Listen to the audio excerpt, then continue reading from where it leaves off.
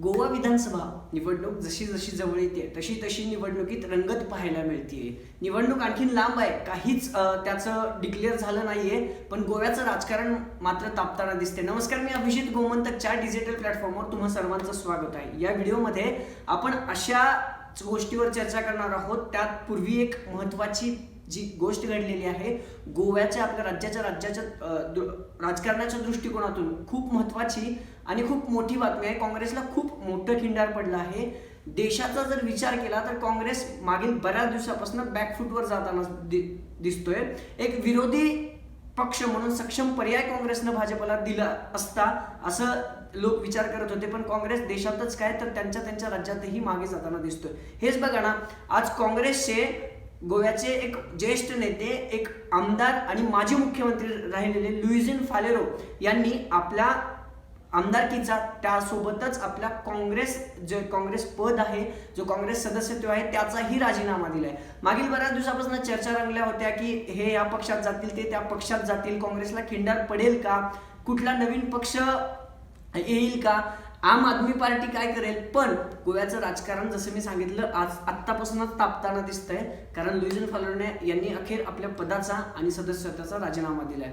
आता या राजीनाम्यानं काँग्रेसला कसं खिंडार पडेल, भाजप याकडे कसं बघतं, ह्या सगळ्या गोष्टीची चर्चा करणारच आहोत. पण त्यासोबतच गोव्यात एका नवीन पक्षाची, म्हणजे ज्यानं 2000 अगदी काही महिन्यापूर्वी भाजपला पश्चिम बंगालमध्ये सळोकापळो करून सोडलं, त्या दिदींच्या तृणमूल काँग्रेसची गोव्यात एंट्री झाली आहे. आणि त्याच पक्षात आता ज्या आमदारांनी राजीनामा दिलाय ते त्याच पक्षात जात आहेत. आणि त्यांनी दिदींचं कौतुक करताना अनेक जे कौतुकांचे बोल दिदीसाठी बोलले आहेत. त्यासोबतच जो राजीनामा त्यांनी दिला, पाटणकरांनी तो जो राजीनामा आहे तो राजीनामा स्वीकारला आहे. आणि तो राजीनामा स्वीकारल्यानंतर त्यांनी खूप महत्त्वाचं स्टेटमेंट केलं आहे. ते स्टेटमेंट असं आहे की थोडे दिवस थांबा, तृणमूल काँग्रेसमध्ये अनेक बरेच नेते येतील.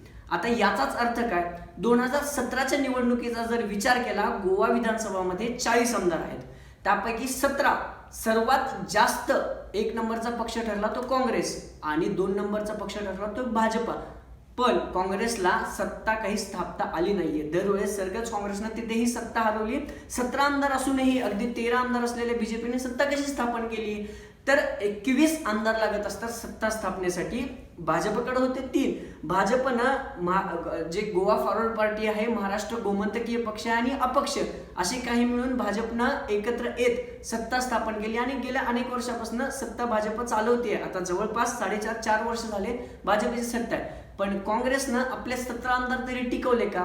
मुळातच नाही. काँग्रेस तिथे 17 आमदार तर टिकूच शकले नाही. पण आज जो त्यांचा राजीनामा झालाय लुईझिन फालेरो यांचा, त्यांच्यानंतर काँग्रेसकडे अवघे 4च उमेदवार उरलेत. मग आता काँग्रेस निवडणुकीला सामोरे जाणार का? पी चिदंबरम काँग्रेसचे हे निवडणूक रणनीतिकार आहेत, तिथले निवडणुकीची धुरा काँग्रेसने त्यांच्याकडे दिली आहे. काँग्रेसचे तेही एक ज्येष्ठ नेते आहेत. पण आता काँग्रेस पुढे काय करणार? कारण आता गोष्ट अशी आहे की तृणमूल काँग्रेस जर गोव्यात येत असेल तर याचा काय फरक पडणार? याचा नक्कीच फरक पडणार आहे. सर्वांना आपल्याला माहिती आहे की जे पश्चिम बंगालचं इलेक्शन झालं, भाजपनं तृणमूल काँग्रेसला घेरण्यासाठी आणि ममता दिदींना हरवण्यासाठी अख्खी आपली फौज पश्चिम बंगालमध्ये उभं केली होती. पण 200 पेक्षा जास्त जागा मिळत तृणमूल काँग्रेसनं भाजपला पश्चिम बंगालमध्ये धोबी पछाड दिला होता. आता हाच पक्ष तृणमूल काँग्रेस गोव्यात प्रवेश करतोय. त्याच दृष्टिकोनानं प्रशांत किशोर जे रणनीतिकार आहेत, ज्यांनी पश्चिम बंगालमध्ये तृणमूल काँग्रेसच्या जिंकण्यात ज्यांचा मोठा वाटा होता, त्यांनी अगदी थोड्या दिवसापूर्वी गोव्यात एक टूर केली होती. सर्वांना आश्चर्याचा धक्का दिला होता. तृणमूल काँग्रेस गोव्यात येणार का हे त्याच वेळेस स्पष्ट झालं होतं की तृणमूल काँग्रेस आता पश्चिम बंगालच्या बाहेरही आपले पाय रोवू पाहत आहे.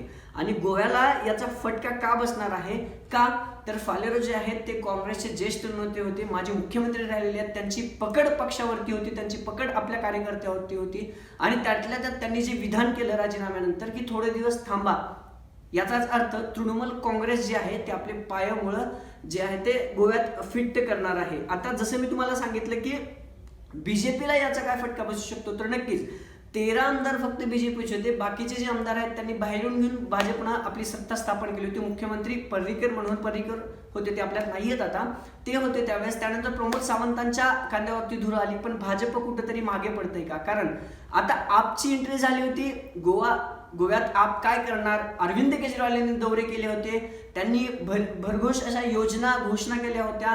त्यातच आता तृणमूल काँग्रेस येते. मग याचा फटका कसा बसेल, तर याचा फटका असा बसेल की जो कॅथलिटिक आमदार आहेत, ज्यांचा गोवा भाजपवर राग आहे, ते सर्व तृणमूल काँग्रेसच्या बाजूने जातील, असा एक अंदाज राजकीय वर्तुळात राजकीय विश्लेषक बांधताना दिसत आहेत. मग याचा फटका काँग्रेसला बसेल का? काँग्रेसला तर फटका बसलेलाच आहे. तृणमूल काँग्रेस कधी येईल असं वाटलं नव्हतं आणि आलीच. तर तिची जी एंट्री आहे, म्हणजे त्या पक्षाची जी एंट्री आहे, ती एवढ्या धूमधडाक्यात होईल असंही वाटलं नव्हतं. कारण तृणमूल काँग्रेस गोव्यात पाय ठेवताच माजी मुख्यमंत्र्याला फोडण्यात यशस्वी झाली.